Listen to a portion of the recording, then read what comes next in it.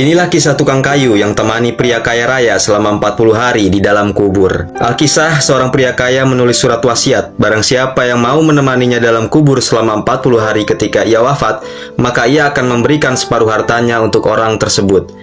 Si pria kaya ini telah menawarkan kepada anak-anaknya, kepada keluarganya, juga kepada semua yang ia kenal. Namun tidak ada satupun yang mau menerima tawarannya. Lantas dengan sedih, pria kaya raya ini menyuruh orang kepercayaannya untuk mengumumkan ke seantero negeri, layaknya sebuah sayembara, sambil berharap ada orang yang mau menerima tawarannya itu. Sampai suatu hari, tibalah hari kematian sang pria kaya, dan di waktu yang hampir bersamaan, kabar sayembara tersebut sampai ke seorang tukang kayu yang amat miskin. Keesokan harinya, saat si pria kaya raya ini hendak dimakamkan, sang tukang kayu miskin itu datang dan menyatakan bersedia menerima tawaran untuk menemani si pria kaya selama 40 hari.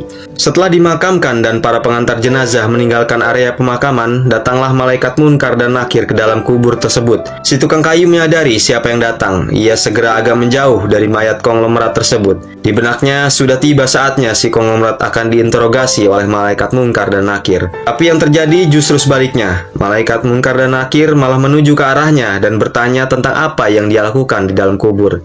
Si tukang kayu pun menjawab bahwa ia tengah menemani si pria kaya raya ini untuk mengharapkan setengah harta wasiatnya. Malaikat kembali bertanya tentang apa saja harta yang dia miliki. Si tukang kayu pun menjawab bahwa hartanya cuma kapak yang ia pegang. Hanya itu yang ia gunakan untuk bisa mencari rizki. Malaikat kembali bertanya dari mana si tukang kayu mendapatkan kapaknya. Si tukang kayu pun menjawab bahwa ia membelinya. Kemudian malaikat munkar dan nakir pun pergi meninggalkannya. Namun ternyata di hari kedua malaikat tersebut datang lagi dan menanyakan apa saja yang sudah tukang kayu lakukan dengan kapaknya. Tukang kayu menjawab bahwa ia menebang pohon untuk dijadikan kayu bakar, lalu ia menjualnya ke pasar. Pada hari ketiga, malaikat kembali datang menanyakan pohon siapa yang tukang kayu tebang dengan kapaknya. Si tukang kayu menjawab bahwa pohon yang ia tebang tumbuh di hutan belantara, jadi tidak ada yang punya. Di hari keempat, malaikat bertanya lagi apakah si tukang kayu memotong pohon tersebut sesuai dengan ukuran dan berat yang sama untuk dijual. Tukang kayu pun menjawab bahwa ia hanya mengira saja, tak mungkin bisa sama untuk memotongnya. Hari demi hari, begitu terus yang dilakukan malaikat munkar dan nakir. Datang dan pergi untuk bertanya pada si tukang kayu sampai tak terasa tibalah hari ke-39. Dan yang ditanyakan kedua malaikat itu masih berkaitan tentang kapak tersebut.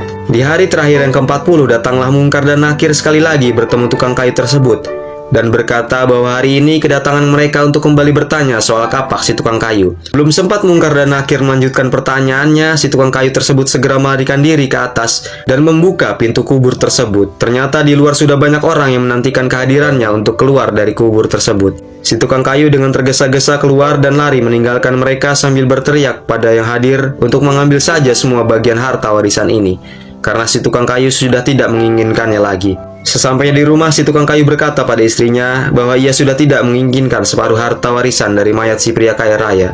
Si tukang kayu bercerita pada istrinya tentang malaikat munkar dan nakir yang selama 40 hari selalu bertanya dan mempersoalkan seputar kapak yang merupakan harta satu-satunya. Si tukang kayu bingung, bagaimana jadinya kalau hartanya nanti begitu banyak? Entah berapa lama akan selesai ditanyakan dan entah bagaimana dia akan mampu menjawabnya.